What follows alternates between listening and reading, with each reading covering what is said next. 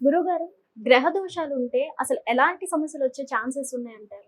వాస్తవానికైతే తల్లి, గ్రహ దోషాలు గ్రహాలలో 9 నవగ్రహాల వల్ల జరిగే దోషాలలో పరిణామం వేరు.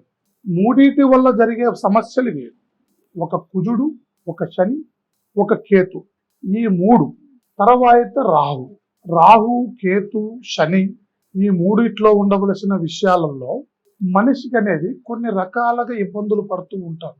శని పట్టింది అని అంటే ఒక్కొక్కరి జాతక రకంగా 7 సంవత్సరాల దాకా ఉంటుంది. ఒక్కొక్కరి జాతకంలో సంవత్సరం వరకు ఉంటుంది.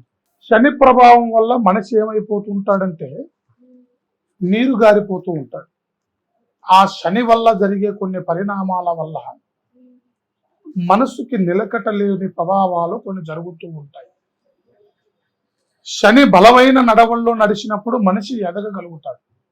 శని మనిషిని పట్టినప్పుడు దానివల్ల మనిషిలో ఉండవలసిన కొన్ని గ్రహస్థితులు మారుతూ, కొంత సమస్యలకు గురవుతూ, మానసికమైన ఒత్తిడికి గురవుతూ, అనుకూలమైన పనులు కాక, డబ్బు పరమైన రాకడ రాక, అనుకూలతమైన బంధనలు జరగక, మనశ్శాంతి లేక ఇబ్బందులు పడుతూ ఉంటాడు. అలాంటి గ్రహస్థితులలో శని స్థానం ఎక్కువగా ఉన్నప్పుడు మనిషి చేయవలసింది నల్ల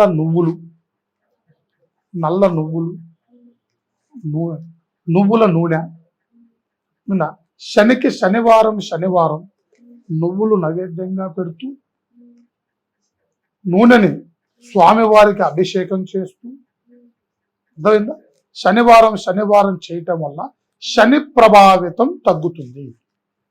మనిషిలో ఉండవలసిన శని ప్రభావం వల్ల మనిషి నిదానంగా నిలకడగా ఉంటాడు.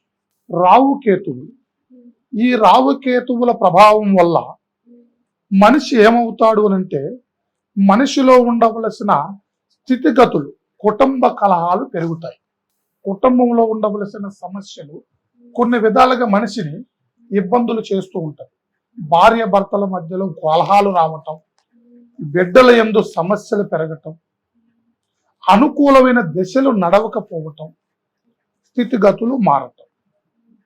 అలాంటప్పుడు అలాంటి సమస్యలు పడే మనుషులు ఎవరైనా ఉంటే రావు కేతువుకి నెయ్యితో దీపం ముట్టించటం, అర్థమైంది తల్లి, నల్ల నువ్వులతో అభిషేకం చేయటం. ఇలా దోషుడితోని 3 దోశలతో ఒక్కొక్క విగ్రహానికి రావు కేతువులకి నువ్వులు ఇలా స్వామివారి మీద పోయటం, నెయ్యితో, స్వచ్ఛమైన నెయ్యితో దీపం పెట్టడం.